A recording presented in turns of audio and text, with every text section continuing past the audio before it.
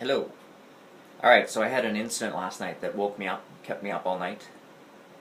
Um, it took me a couple hours to process and get it into a simplified version. There's a little anecdote I have from Labrador that kind of parallels this situation that I'm going to share. I don't think it's very, I don't think it attacks anyone in particular because I don't even know the names or faces of the people involved anymore. But it's a really good learning experience for parents especially on how to deal with problems. And I'll go into that afterwards.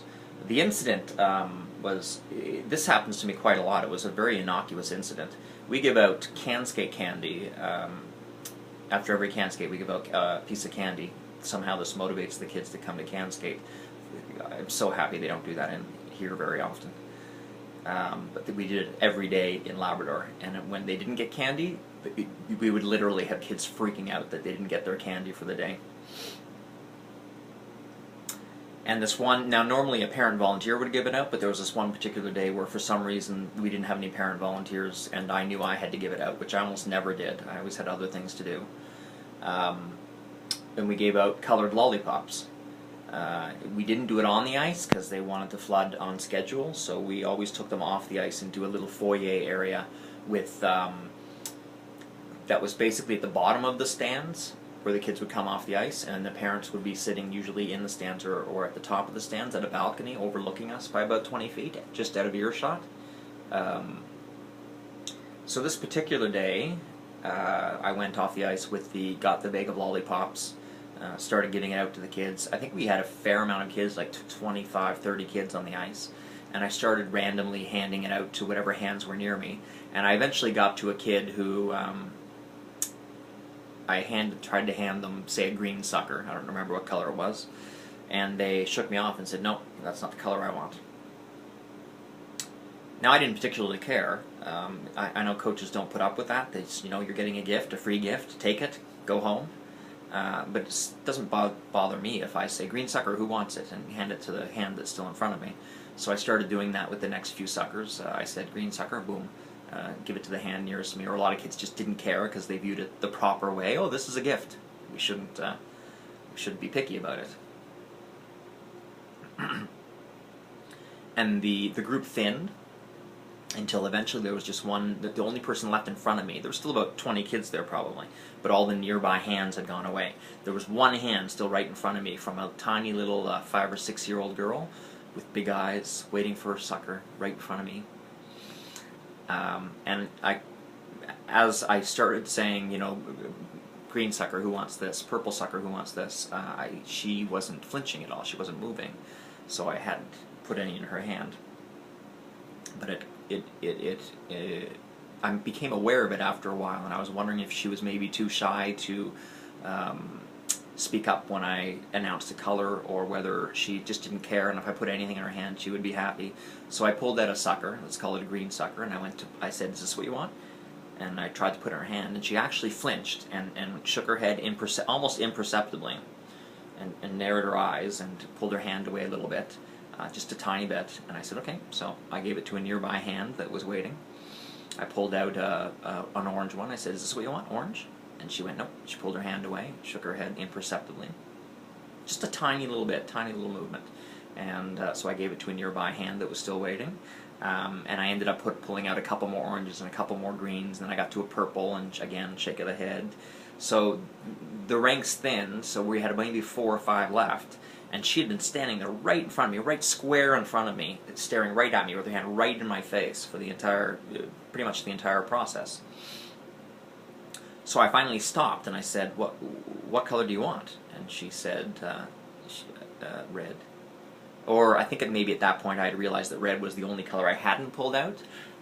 So I went into the bag, specifically got red, and said, is this what you want? And she, slightly nodded her head, took the hand, big smile on her face, and, left. And I gave out the rest of the suckers and went on with my skating day. Thought nothing else of it, except I'm such a wonderful guy. So wonderful that I, went specifically into the bag to find the color she wanted, and I gave all the kids the colors they wanted, and everybody left. There was no skin off my teeth. It doesn't. I don't think it was any more waste of a time than anything else. Maybe I lost 5 seconds specifically digging for colors near the end, but for the most part, no problem whatsoever. I was quite happy to do it.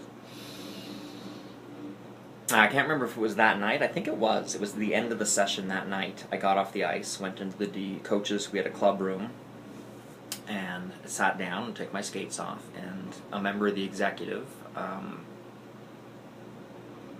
or maybe it was the can skate coordinator, although she would have given out the candy if she was there. So no, I'm thinking it was either the president or the vice president of the club came in, or both of them came in and sat down and said, "So what happened tonight after can skate?" And I said, I gave out candy and then went back on the ice to teach again. What do you mean? And they said, "Oh, we had this really nasty phone call from a grandmother who was standing up in the balcony and saw you teasing her daughter with suckers, offering her daughter suckers and then pulling them away and giving them to another kid. And she was furious and demanded that you be fired immediately and that you shouldn't be allowed to work with kids, and etc., etc." And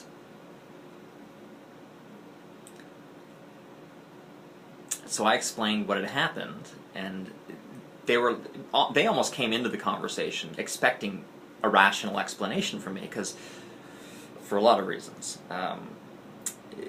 The grandmother's interpretation of what happened was unreasonable. I'll be charitable and call it unreasonable.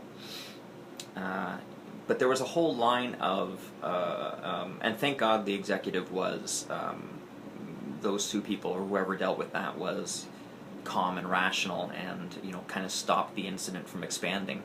God knows what the grandmother said before she called the executive complaining about me. She probably complained to everyone in the stands and said I was abusive to her daughter, and etc., etc. That's how these things kind of progress and accelerate and expand over a completely innocuous incident of me being nice to her kid and doing a good thing for her kid, and now she's interpreted as this horrible abuse. Now, I'm sharing this because there's a process when you think something wrong has happened. And this grandmother skipped several of the points in the process. Now, thank God, the executive... Now, if the executive had come to me and said, "Oh, how dare you cheese that kid with the sucker," and kind of taken her side immediately and said, and immediately thought that I'd done something wrong and gone against me, but they didn't. They almost came into the conversation the exact opposite. They kind of knew the parent was probably wrong and totally misinterpreted the situation, and were looking for the proper interpretation, which was, they were the ones who stopped the incident from progressing further. But the grandmother skipped a few steps that she shouldn't have. First of all, she should have talked to her granddaughter. Did you have fun at skating today? Yes.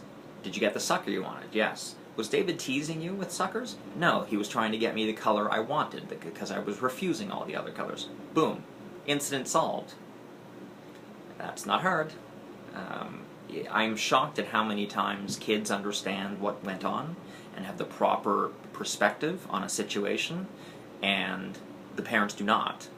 And too often, the dynamic between parents and kids is the parents believe they're right and the kids are wrong, or the parents believe they're right and the kids have nothing to contribute to that conversation, no knowledge they can share. Or they're trying to protect them so much that they're not even getting them involved in the dialogue. All incorrect. Even at 6 years old, incorrect. This girl was wildly happy about the sucker she got. She wasn't being teased. She didn't think she was being teased. This is just a conclusion the grandmother, watching from up top, came to by herself. She should have checked with the daughter. If that didn't work, she should have checked with me. I'm not happy that you teased my daughter with a sucker. What are you talking about? She asked for a red sucker and I wasn't pulling out any red suckers. Again, incident solved. It didn't even have to go as far as to involve the executive and the other people. It didn't have to involve anyone else. And again, if the executive had mishandled that even slightly, it would have turned into a situation much worse than it did, which I have had happen in the past with other situations. Now, thankfully, the executive, in many cases, were considered a third-party, what's it called? Objective third party, so that they were able to get,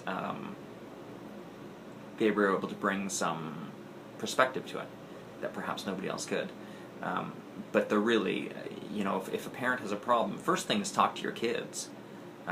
Kids, as I've said in several videos, this is kind of a theme of my skating, kids understand me way better than parents do. And the process and attitude and methodology I use in my lessons, they come to accept and like and enjoy and find profitable and find interesting, which is why most of my students, 85–90%, really enjoy me as a coach. And if they don't immediately, they usually do eventually. They grow to. They grow to understand it. They grow to respect it. They grow to like it. The parents often don't, because the parents aren't involved in that process. And I involve them in a different process, but I don't think they ever really get an appreciation for how much their kids relate to me when the parents can't. So please talk to your kids before you do anything. I guess that's the message of this video. Bye.